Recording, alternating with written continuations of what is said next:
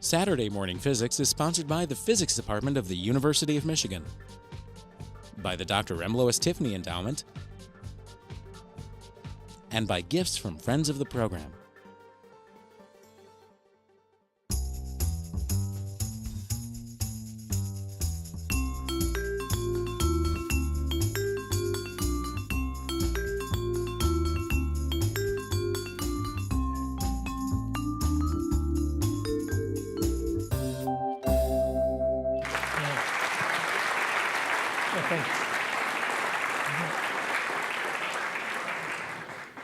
Well, thank you. It's a real pleasure to be here today on a beautiful Michigan fall morning that we hope would last probably through the end of January. But that's highly unlikely. What I'd like to do today is to kind of give you a flavor overall from a water quantity standpoint of the Great Lakes. Little bit of how the lake levels go up and down, what are the factors that cause the rise and fall in the levels, a little bit of background on why we are where we are today, and end up with a little bit on some of the public policy issues that we're seeing today and where we may go in the future. When we think about the Great Lakes, most people tend to think of water level extremes. The last several years, we've had very low lake levels as given by the two beaches there where they used to be covered with water. But in 1986, the photo in the upper left shows a situation on Lake Michigan where we had all the cottages along the lake and houses falling into the lake. And the picture in the lower right is Lake Erie in 1973, and you can see somebody has a slight problem with their cottage. And when we get most of the interest on the Great Lakes is when we have either high or low lake levels. As anything else, when things are running along smoothly, nobody cares a whole lot. What I'd like to talk to you today then is the Great Lakes system from a water quantity perspective.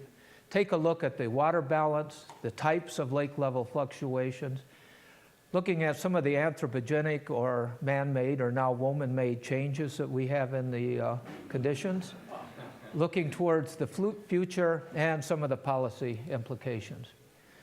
This is an overall view of the Great Lakes system. You can see we have the 5 Great Lakes running from Superior, Michigan-Huron, Erie, and Ontario. For those of us who live in this area, Lake St. Clair is also very important. There are more boats registered around Lake St. Clair than any other place in the country. Now, from a hydrologic perspective, also Lakes Michigan and Huron are considered as one lake, and that's because they are joined up at the straits, a very narrow but deep waterway, so we view that as one lake. Great Lakes are regulated.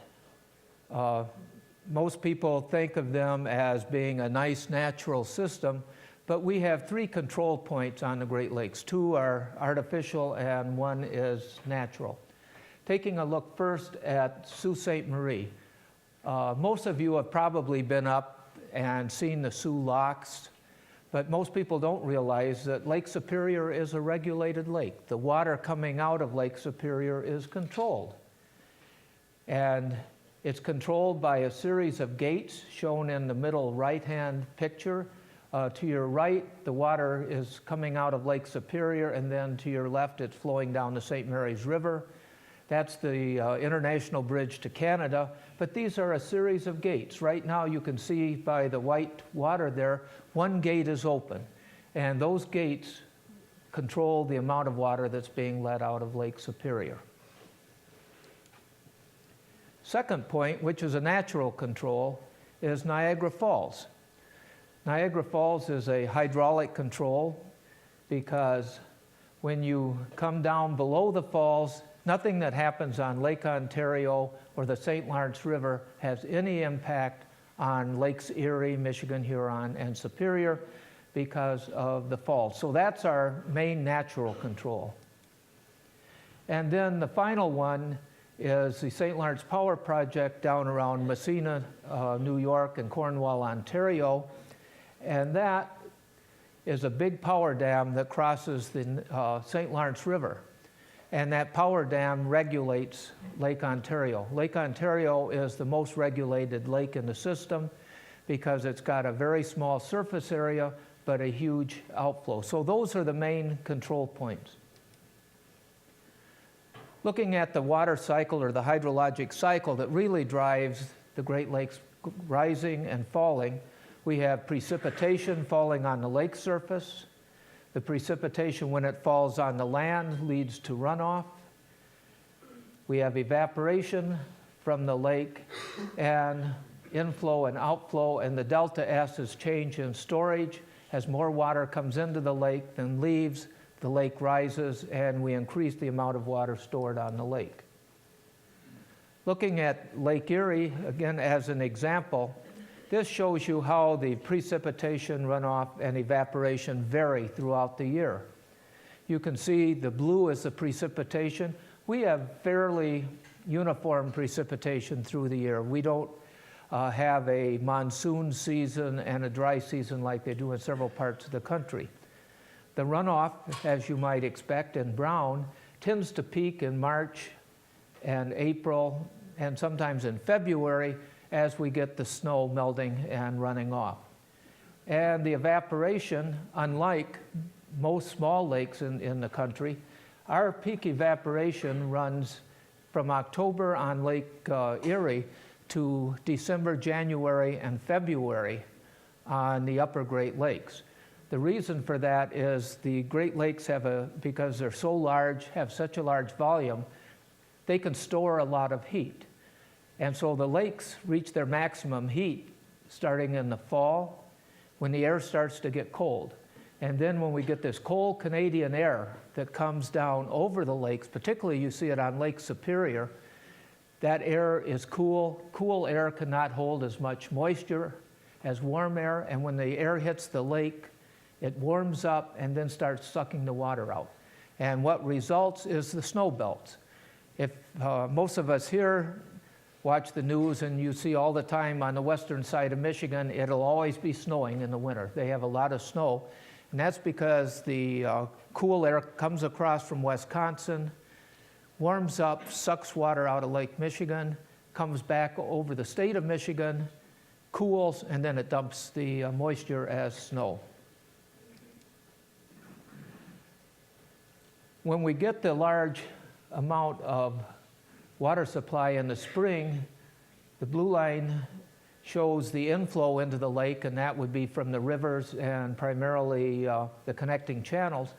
The lakes tend to rise because we're putting more water into the lake than what we can flow out.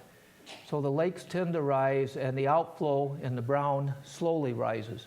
And then starting about June, July, or August, depending on the lake, we begin flowing more water out of the lake than we have coming in, and then the lake begins to fall. And this is what gives us our seasonal cycle. The other thing that we have on the Great Lakes is we have ice cover. If you look at Lake Erie is generally ice covered every single year. Lake Superior is very rarely ice covered. And what the ice does when it forms on the lake, it cuts the evaporation down, but it also armors the shore. This is a figure showing the Great Lakes ice cover on an average from the Great Lakes Ice Atlas.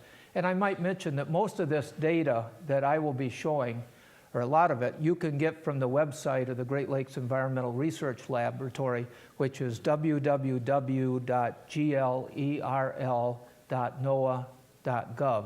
And they have a lot of information on the water levels. But this shows the average 1973 to 2000 ice cover in blue. So on a system-wide basis, we have a maximum of about 45% ice cover in February. But if you look at some of the recent winters, we have very little ice cover.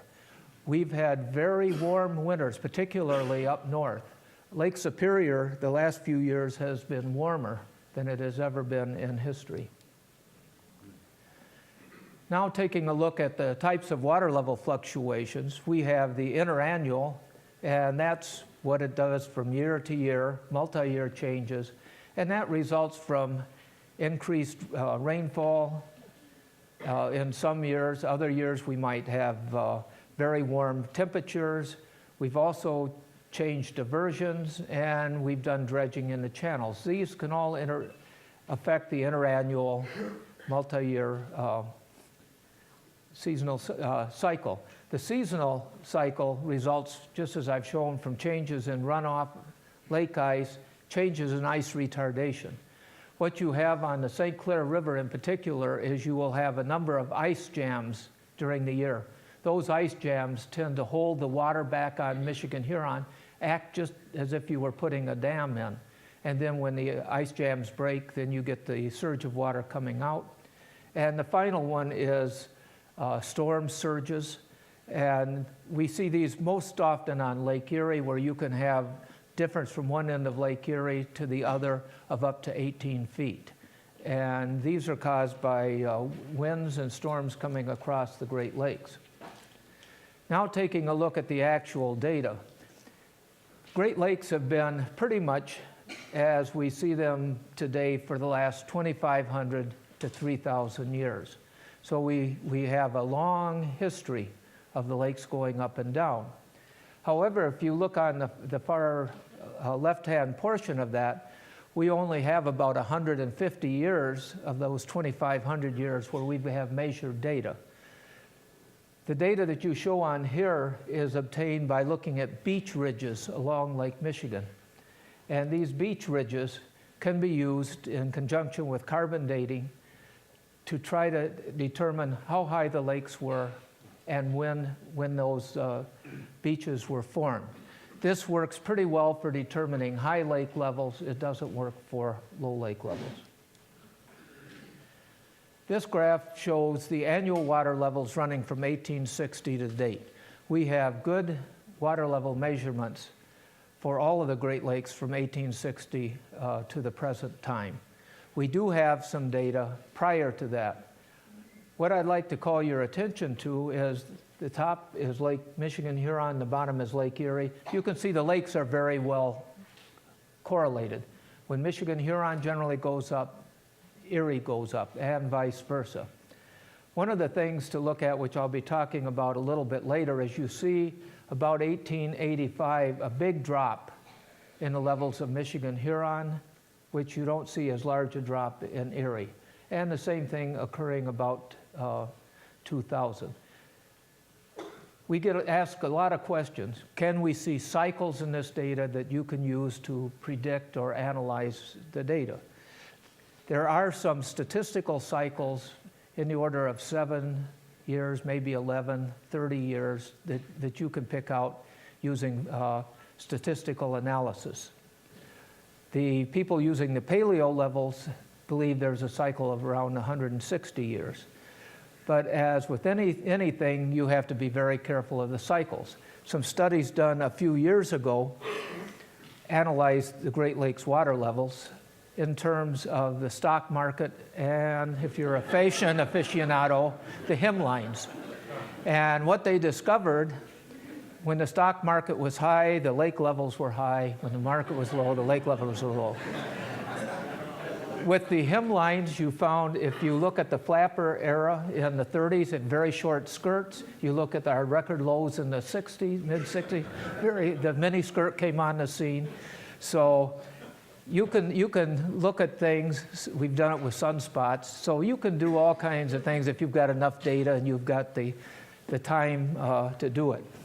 And I guess maybe these drops that you see on the right-hand side, maybe that was a future foretell of what would be happening to the stock market.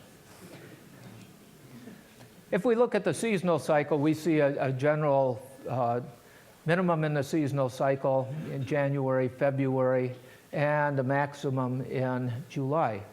I've shown this for Lake St. Clair because this is very interesting in that we have the current seasonal cycle, which is given by the red line, and you can see it is much higher in the low period in January and February than what we had from 1901 to 65.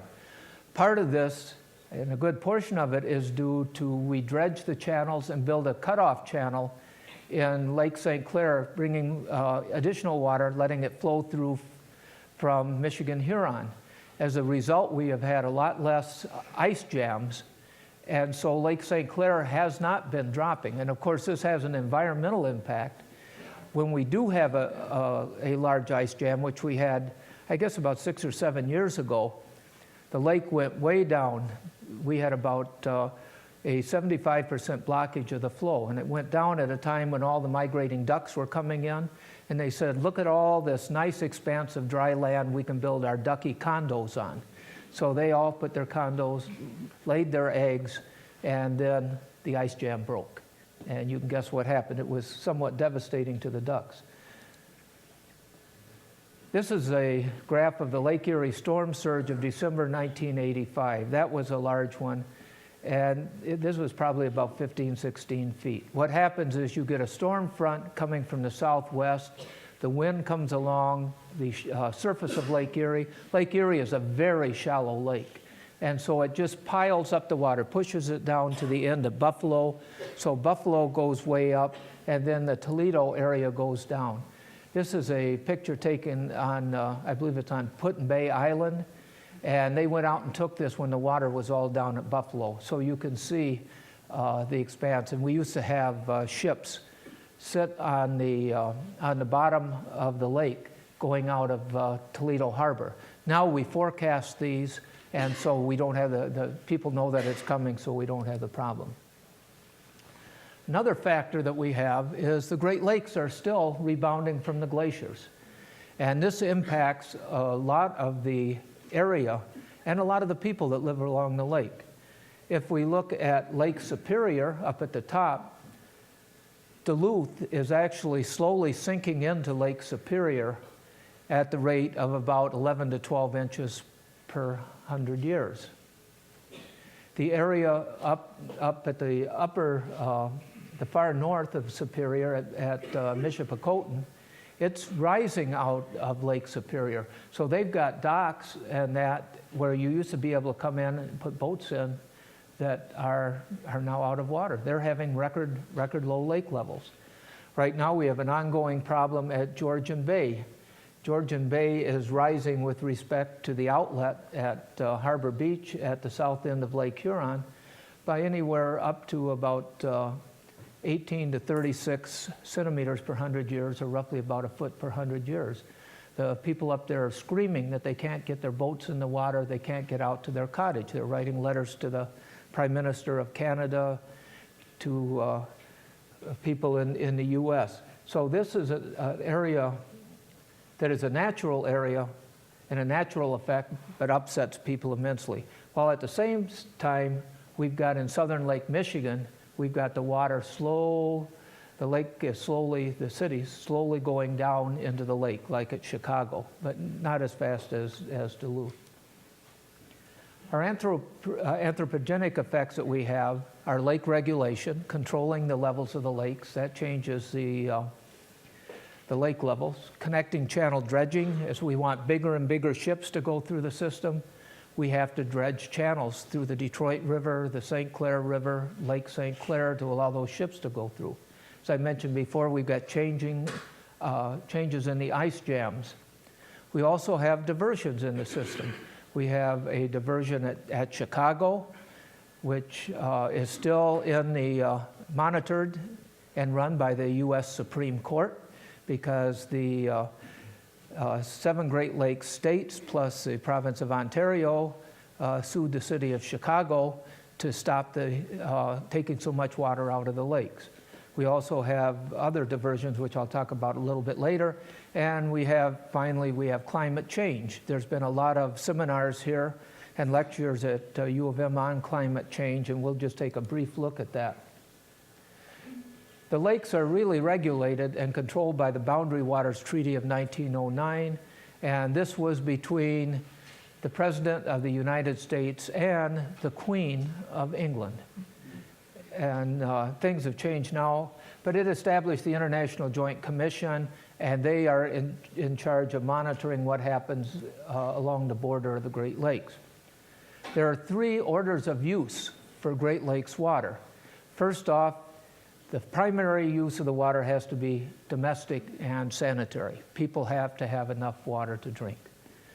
Navigation, also, very important. And you have to remember that this treaty was done in 1909 when we were going into the Industrial Revolution, and what counted was commerce. And then the third is hydropower. With Lake Superior, they try to balance Lake Superior and Michigan-Huron. We set upper and lower limits. They say how much water can flow out in the winter. And lately, there's a rapids requirement, which has come on to make sure there's enough water coming down the rapids to support the fisheries. With Lake Ontario and the St. Lawrence River, it has quite a lot of rules, but I think the ones in the bottom right are really the primary ones. Do not empty the lake. I think that goes to the reason. Do not overfill the lake, because that creates problems, particularly for politicians as the riparians start screaming. Do not exceed the river capacity. This causes flooding all the way down to Montreal. Maintain minimum levels and make room for the spring rains. Looks great, and generally it works. Interests that are not considered under the treaty, which are really important now as we look at how are we going to manage the Great Lakes, are environmental interests. When I started working on the Great Lakes in the early 60s, we had a bunch of engineers would sit around the table, and we would decide what should be done. Because being engineers, we naturally knew what was best for the system, and we knew how to fix it. Starting about 1970, we started getting these unusual people started attending our meetings, and we said, well, haven't seen you before, where are you from? Oh, I'm from the state of Michigan. I'm a fisheries biologist. Oh, I'm from the state of New York. You know, I'm a wetland specialist. We thought, boy, what are these people doing coming in here? And that's when we started to see the onset of the environmental movement as it affected us. And now, when we have studies, we bring everybody to the table, from sociologists to all kinds of environmental groups ranging from biologists, fisheries people, wetlands people, people that are involved in the coastal area. Shore property. Well, shore property wasn't real important back then because the big issues were how could we promote commerce. Now shore property is extremely important. In fact, what causes the most problems for us in trying to make a change in the system, regulation, are the shore owners. We have a perpetual battle between shoreline riparians and environmentalists. The environmentalists would generally like to see the lakes go back more towards what their natural conditions would have been, and you regulate them so that you get the rises and the falls and everything pretty much as they would have been in nature. Well, the shoreline riparians don't want any of this. We had one tell us one time, we would like to see the Great Lakes have this much fluctuation. That way, nothing affects their docks, nothing affects their shoreline. And now, they are a constituency that is one lot deep from the lake, generally. But they are a constituency that has millions of dollars invested and has the ear of the congressional folks. So they are very important. Recreational boating. Recreational boating in the early part of the century used to be you put your canoe or your rowboat out on Lake St. Clair and you paddled around. Now we have some sailboats on Lake St. Clair that draw 11 feet of water. Those boats have had a real problem with the zebra mussels because with the increased weed growth, Lake St. Clair is a shallow lake. Their keel keeps hitting the going through the weeds, slows the boats down, and a lot of them, or a number of them, have been taken and put over around Bermuda and that because it's no longer viable. And they used to have swing keels. Now we have umpteen power boats. Everybody that has a job, up until recently, could go out, and a lot of people did. They bought a boat, they wanted to use it. So boating has become really large. Agriculture is not included. We do use Great Lakes water for agriculture. Michigan has run a pilot program taking water out of Saginaw Bay and using it to irrigate crops. This is highly controversial because Michigan also says no to just about anybody else who wants to use the Great Lakes water. And agriculture is a consumptive use of the water. The plants use it, it evapotranspirates, and it is gone.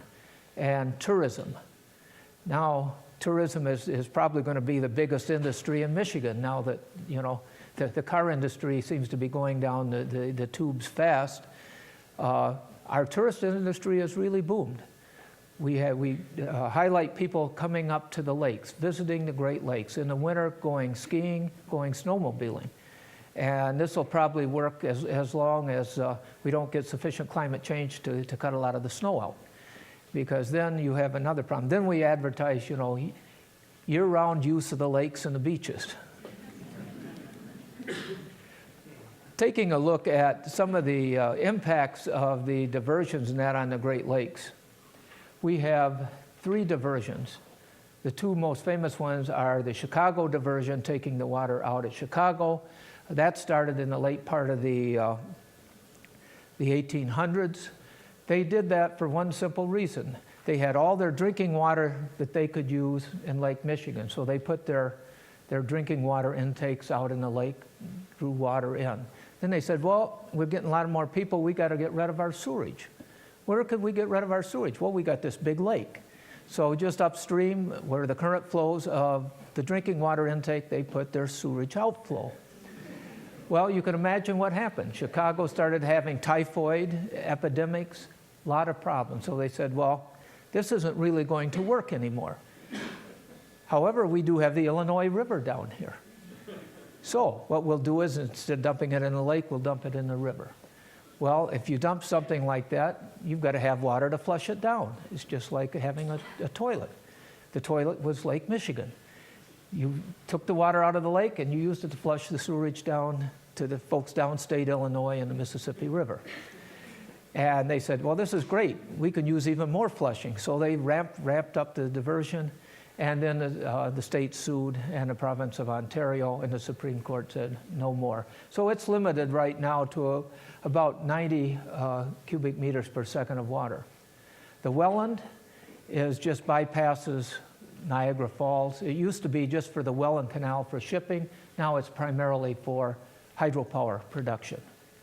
And the last one, which most people do not know about, is the Agoki Long Lac diversion. We are bringing in water from the Hudson Bay watershed of Canada and putting it into Lake Superior. This started in 1941, and it was part of the war effort for Canada. Canada went into the war, World War II. Now I say war, and everybody thinks of a different war depending on your age group. But Canada went into World War II when England did, and they needed the hydropower. So they take that water, they run it through hydropower plants, and then discharge it into Lake Superior, and then they reuse the water at Niagara Falls and down on the St. Lawrence. All those diversions have a small effect on Lake Superior of about 2 centimeters. Michigan-Huron at 1 centimeter is a wash. Lake Erie has been lowered, and Lake Ontario is up. We've changed the system. The Niagara River has been filled in a number of areas, make more lots for people, changing things, and that has raised Lake Erie by just under a foot from what it would have been in nature. On the St. Clair River, we've done just the opposite.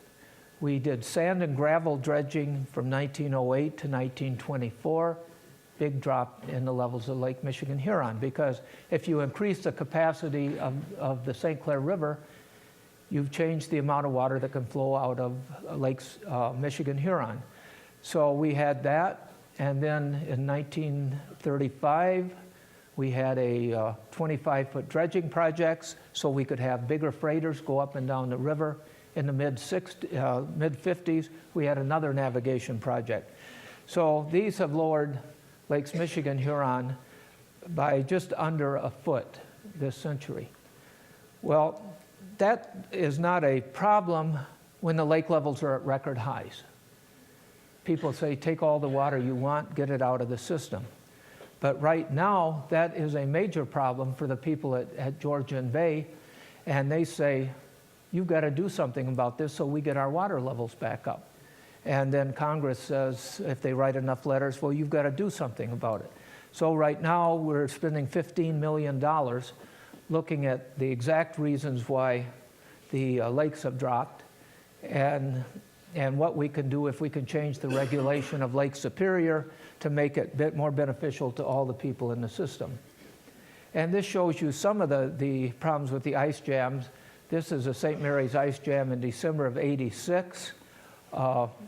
Navigation came to a complete standstill. We were running winter navigation throughout the Great Lakes, running ships through all winter. And this turned out to be a major problem.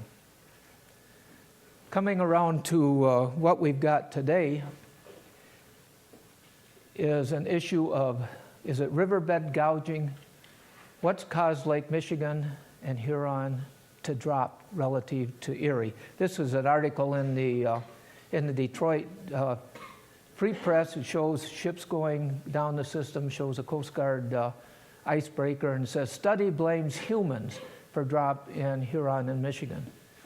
Now, why would anybody want to blame humans for the problems rather than say, you know, we didn't get enough rain, we had too high evaporation? It's a very simple reason, is if you can find somebody to blame, you can find somebody that you can sue or try to put pressure on to make your situation better. And that is exactly what is happening now. I call it a front page story. The lowering of Lakes Michigan-Huron, is it due to natural water supply changes? Or is it due to navigational channel dredging or due to erosion? We've had this brought up in Parliament in Canada. Candace Miller, the congresswoman from the eastern side of the state that represents around Lake St. Clair, has had money put into the federal budget. And so we are actually spending money. And there's nothing wrong with that because that makes me gainfully employed again, even though I'm retired. But the real thing is why? The people on Georgian Bay claim that their problems are due to dredging in the St. Clair River done primarily in the late 50s, early 60s. And it's caused by that leading to erosion. There's another group of people say, you know, we've had some real droughts here, that it's due to climate. This again just shows the levels, and the whole area that we're looking at is the rapid drop between about 1990, the late 1990s, and today. And as you can see looking at it, Lake Michigan-Huron dropped faster than Lake Erie and more than Lake Erie. And that's what bothers the people up on Georgian Bay. They said the lake should have dropped the same. Since we dropped further, somebody has done something to cause this, and it's adversely impacting on us. This graph shows the difference in elevation between Lakes Michigan-Huron and Erie. And there are two noticeable things that you can see. First off, just looking at it, we had a difference in the two lakes of about 2.8 meters going back to 1860. Currently, we're at 2 meters. So we've lost, say, more than a 2-foot difference between the two lakes. You can see it's kind of a step function going down, and that most of that is due to the dredging projects in the sand and gravel. But the two areas I've circled in red are unexplainable at the present time. We had a major drop occurring in the 1890s when we had no dredging, nothing that we can find that would show an anthropogenic reason for the cause. The hypothesis is that we had record high lake levels in about 83, 84, 85, and those record high lake levels on Michigan-Huron caused erosion, increased the capacity of the river, and Michigan-Huron dropped. We have a similar situation at today. And so today the question is, again, there has been no dredging, there's been no major man-made items or activities going on in the system. Why has Erie dropped so much less than Michigan-Huron? And the reason that we have found for that, or that we're currently investigating, is it would appear that most of it is due to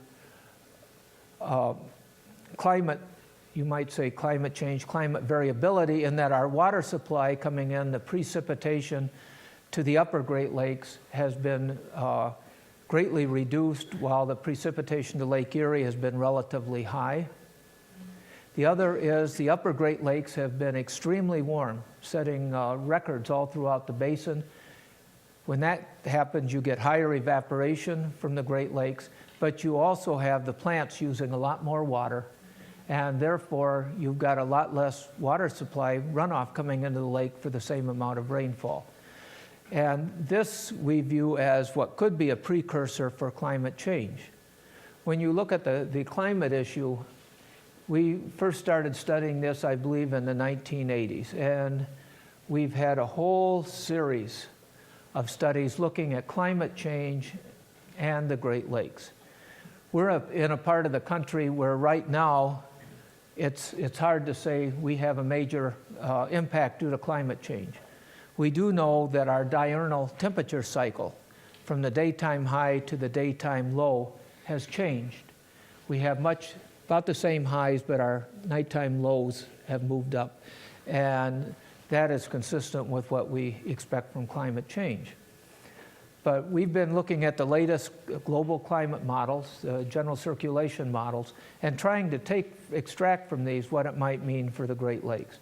And these models keep changing as they keep improving it. This is a comparison for Lake Erie, comparing a base year, which you could say might be an average of the last 30 years, with what we might expect to see, the red line, somewhere around 2030. And you can see we expect a greatly reduced lake level in the order of maybe a half a meter. Some estimates have gone as high as a meter. So that we can see that we are likely to have a lot of changes in the Great Lakes system.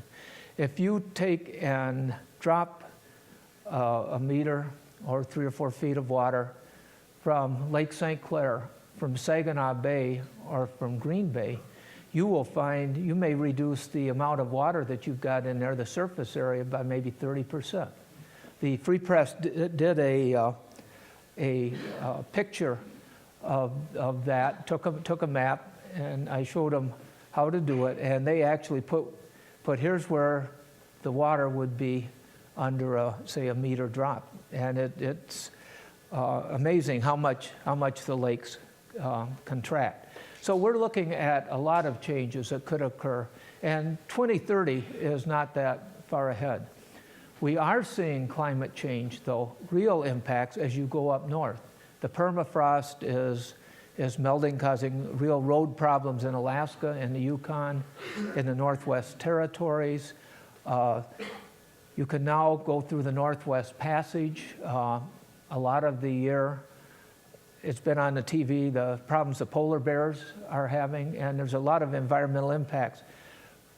Up north is where you're going to see the first impacts. We've got birds migrating up to the Upper Peninsula now a week, 2 weeks earlier than they ever did in the past. So we expect to see a lot. I always liked this particular magazine, August of 1993, but it's as pertinent today as it was then. The politics of water. There's the water, the barbed wire fence. As part of that politics, you saw in the papers this year or this week where Bush has signed the new Great Lakes Compact that says, "Thou shalt not take water out of the Great Lakes." We view the Great Lakes as ours. If you want the water, bring your jobs up here, stay, and we'll be happy to share the water with you. That is not a view that is held by a lot of the country. I was at a meeting probably about 6 years ago in the State Department where we were going to look at studying Lake Ontario. And a person from another federal agency said, "What are you people up there always fussing about? Look at all the water you've got. You should share it with all of us." You know, and that is a view, and that's why the 8 Great Lakes states and the provinces of Ontario and Quebec have been so adamant in trying to get some type of protection. Back in the 1880s, we actually looked at what it would cost to take water out of Lake Michigan or Lake Superior and move it across to the Ogallala Aquifer. At that time, it was prohibitive and is unlikely. But I think a more likely case would be if you want to take water out of Lake Ontario and put it right into the Erie Canal and the Hudson River. There are a lot of areas, and New England has been in a drought condition a lot of the time over the last 20 years. If you look at the droughts we're having throughout the country, you look at the southeast, they showed the water supply for Atlanta drying up. If you look at the west, we've had increased forest fires because of the drought. We have a real natural resource here that should be able, as other parts of the country undergo drought, attract people and industry to support those of us that live in the Great Lakes. So I think that we will be seeing much more emphasis on the value of our water.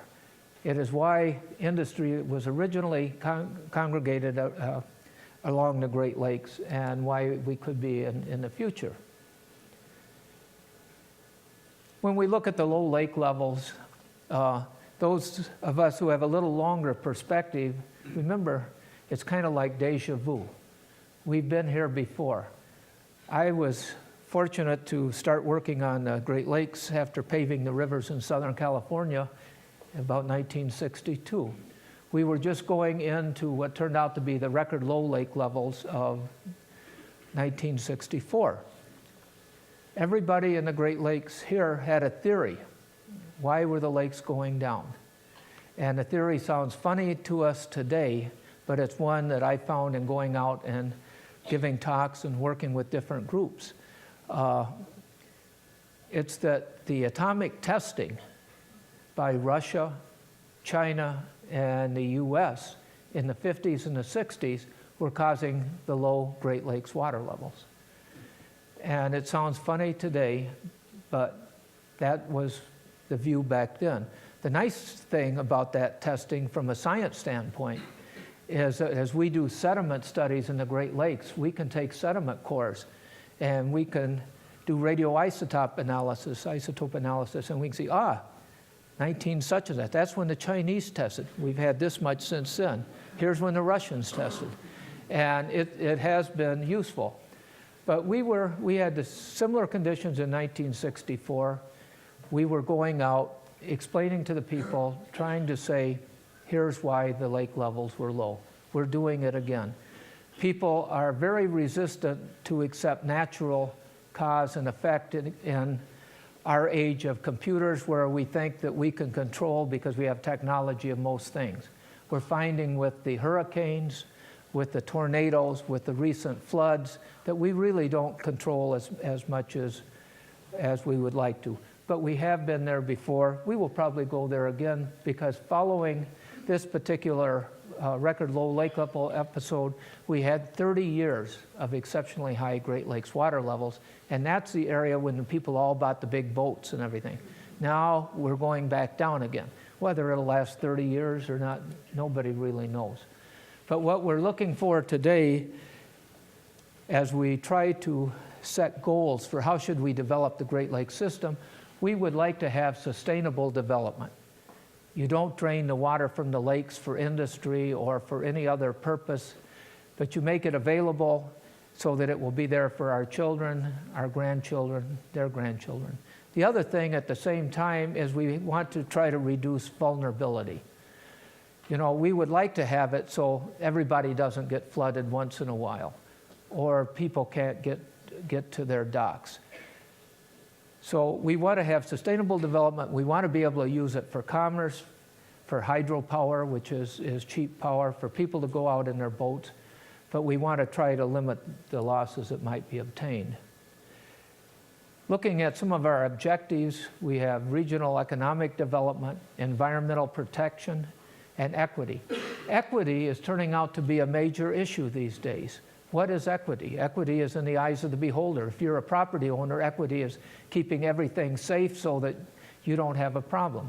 If you're an environmentalist, equity is trying to restore the ecosystem to close to what it would have been before. And what are our evaluation? Income, jobs. I think we could say for Southeast Michigan right now, those are fairly important items. From the environmental standpoint, we want to be able to maintain biodiversity, habitat, wetlands, and equity, upstream and downstream competing interests. Just for an example, if we have really a severe drought, we can shut off the flow coming out of Lake Ontario to keep the water level up. What happens then down to the Port of Montreal, which is a deep water port without deep water? You end up with a major crisis. And so you have to weigh the upstream and downstream competing interests. And that's what we're going to find is going to be a major issue as we look at climate change. How can we reduce vulnerability? We can minimize risk. We can try to regulate to take the top off the real high lake levels. We can try to minimize economic losses, not do something to the system that would result in less hydropower or less navigation or more damage to the people that live along the lakes. Our evaluation, we have to look at who's at risk and what is the frequency of the events. If it's something that happens every 30 years, how much do you want to do to protect against it? 100 years, you have to evaluate that. We want to minimize public loss, personal loss, insured losses, and to increase the reliability of institutional loss, warning time.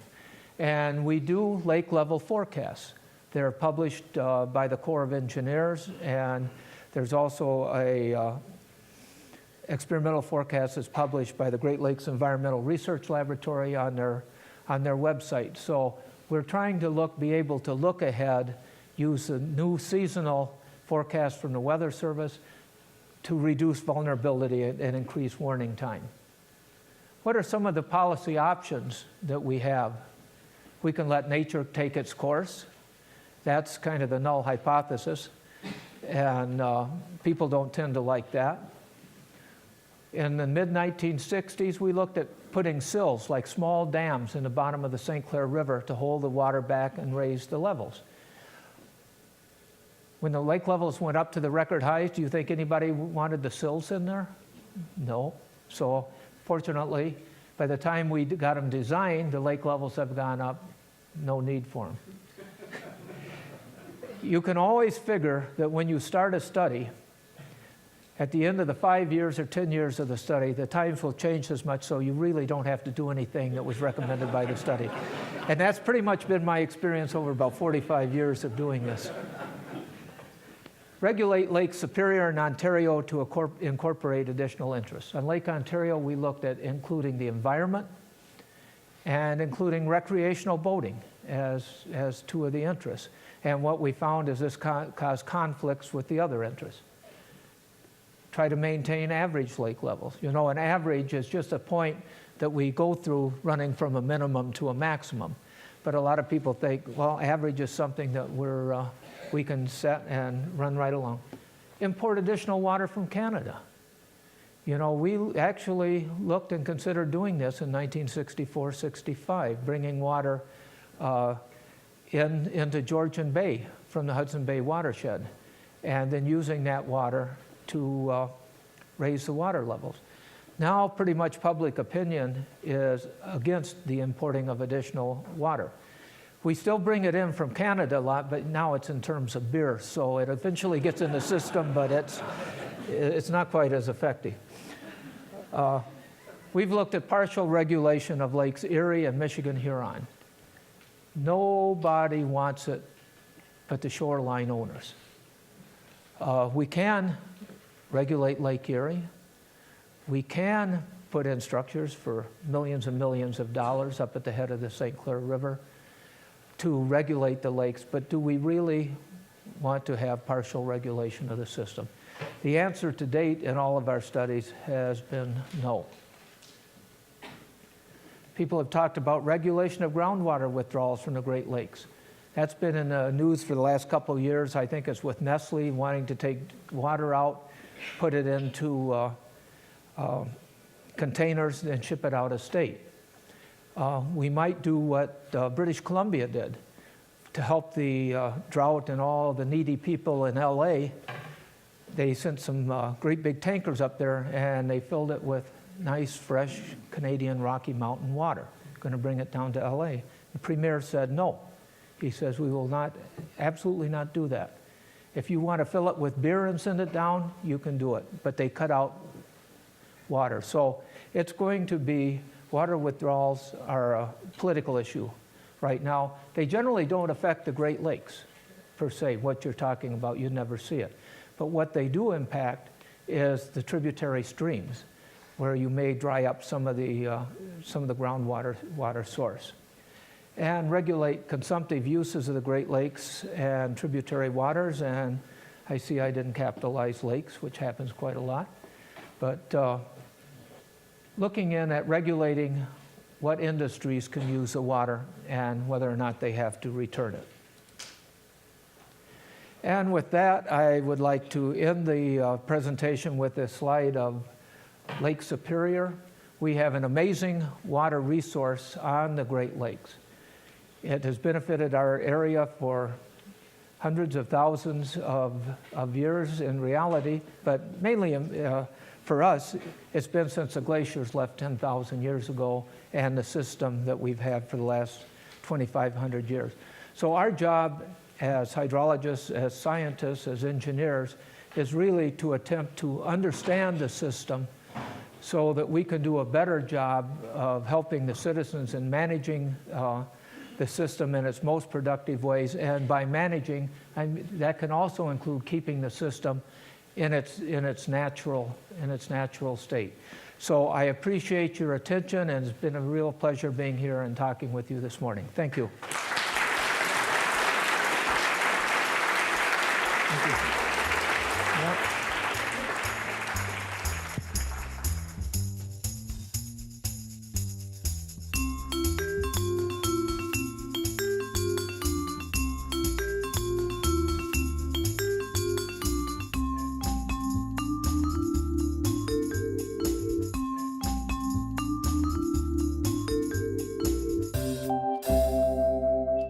Saturday Morning Physics is sponsored by the Physics Department of the University of Michigan, by the Dr. Remlois Tiffany Endowment, and by gifts from friends of the program.